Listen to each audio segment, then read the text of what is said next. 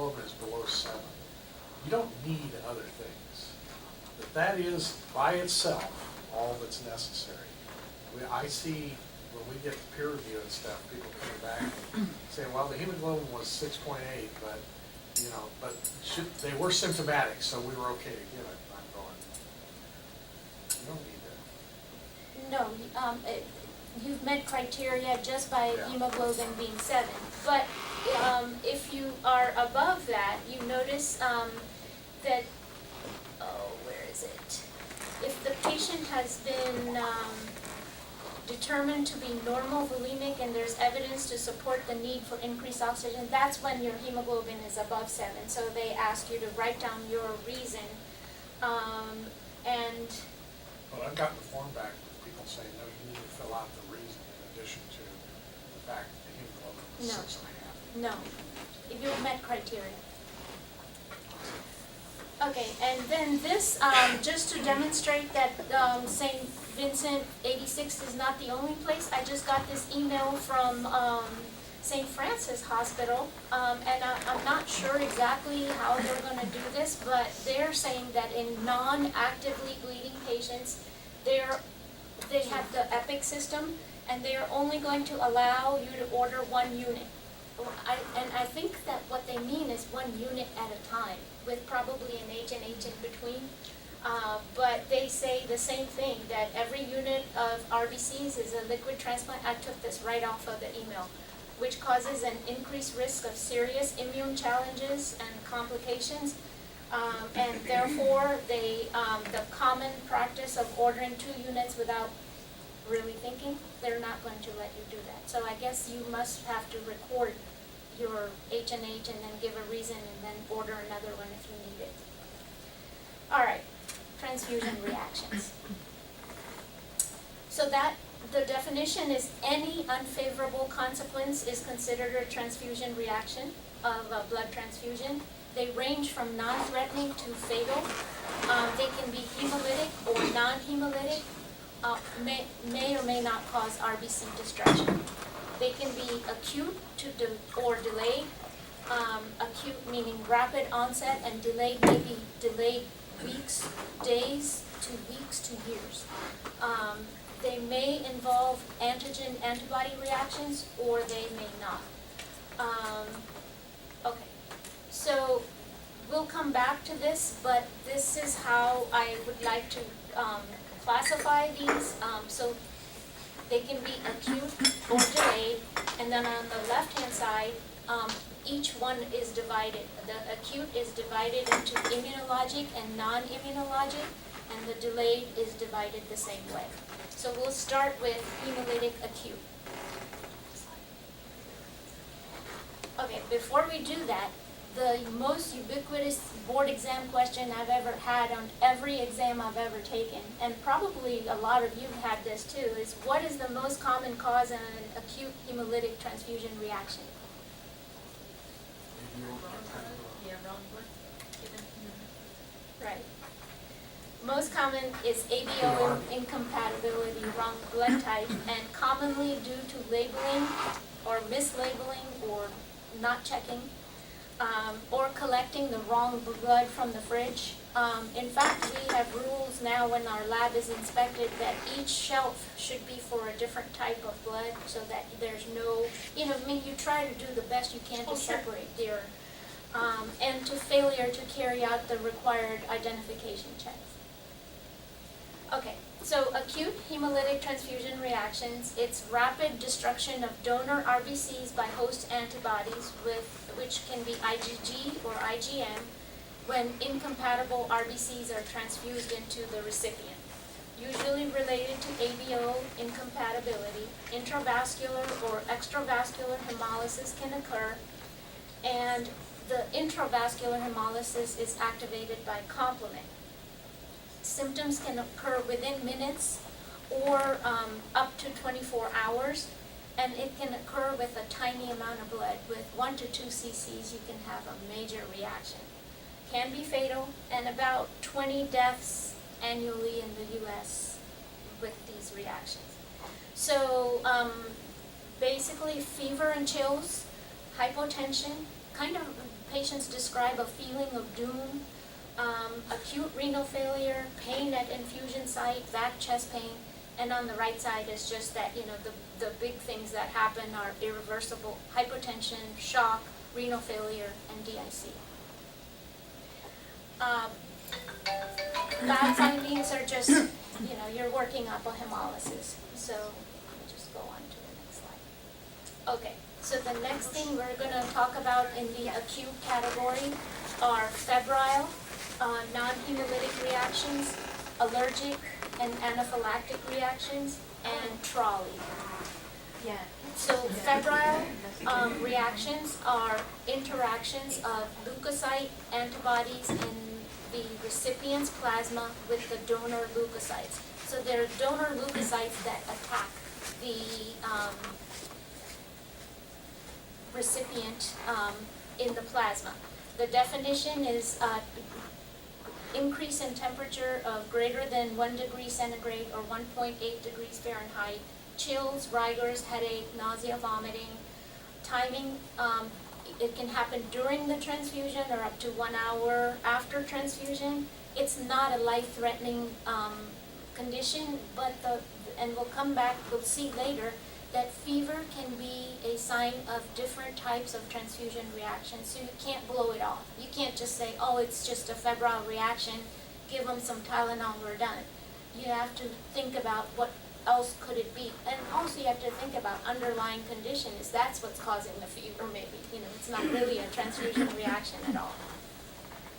And leukocyte reduced units help prevent these transfusions. So now we give leukocyte pour all the time. All of our blood is leukocyte reduced. So if we see fever, then we have to think, well, maybe it's not a febrile reaction. Maybe it's something else because we're giving leukopoor blood. Okay, so these are seen in people who have been multiply transfused or pregnant women with multiple pregnancies.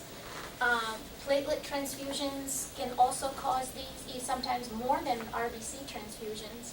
There's plasma in them, a little bit of plasma in the platelet. So you have to rule out a hemolytic transfusion reaction when you see this fever.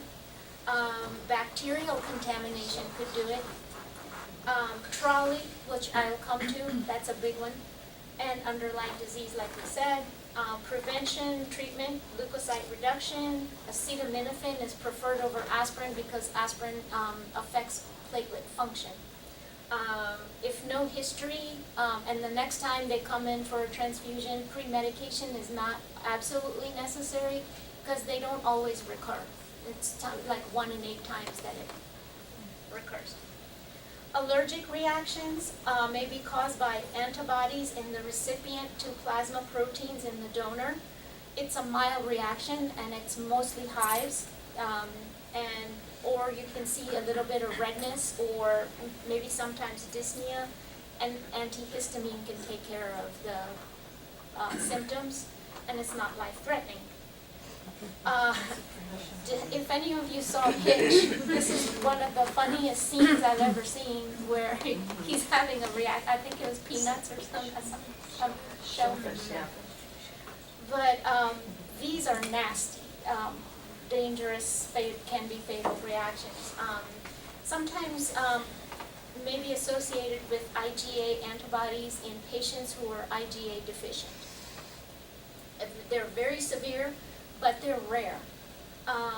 There's no fever, but there's skin flushing, nausea, hypotension, arrhythmia, laryngeal edema, and they are treated with epinephrine, of course. The differential is trolley, taco, acute hemolytic reaction, and bacterial contamination. Trolley. I was trying to look up trolley to find an X-ray picture of this, and they kept what kept coming up was a San Francisco trolley. It's like what? But It's an autocorrector. The definition of this is sudden acute lung injury, and it occurs within 1 to 6 hours of a transfusion. There's a constellation of symptoms including dyspnea, hypoxemia, hypotension, and fever. And I underline the fever in all the places where it's in the differential of a febrile reaction. You get bilateral chest x-ray infiltrates that almost is like a whiteout. There's no evidence of volume overload because that is in the differential, that you've gotten like a big old pulmonary edema. This is non-cardiogenic pulmonary edema. And the products implicated are RBCs, fresh frozen plasma, platelets, platelet concentrates. This is from that file photo I was talking about. It's like an ARDS type picture. This is the guy that was run over by the truck. And that's the trolley that coming up. This is an under-recognized and under-reported condition.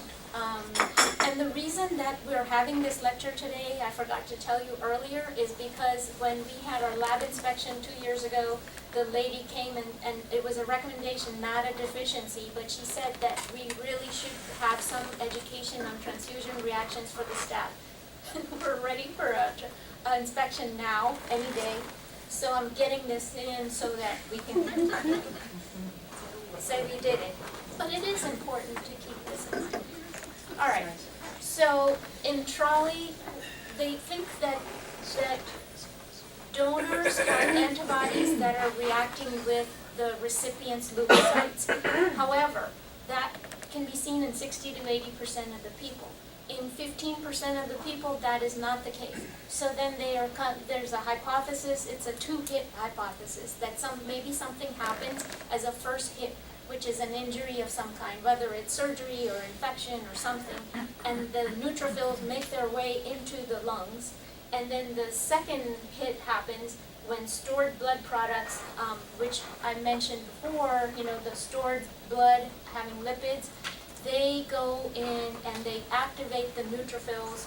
So either hypothesis, it leads to complement activation, capillary damage, and subsequent pulmonary edema. The treatment is aggressive respiratory support. Steroids, I don't know, questionable. Diuretics, though, have no effect, as opposed to your overload, circulatory overload. Most often, if you don't die, it's self-limited, and it resolves in 48 to 96 hours. And if this trolley happens and we know in the lab that it's happened, we have to report it to our blood facility. Prevention is avoid donations from multiparous women and those who have received multiple transfusions. So, because they tend to have built up the antibodies that are being given to the recipient. So in 2006, AABB, American Association of Blood Banks, came up with the recommendation that only plasma from males, because multiparous women would have antibodies, only plasma from, or products from males be given as transfusion.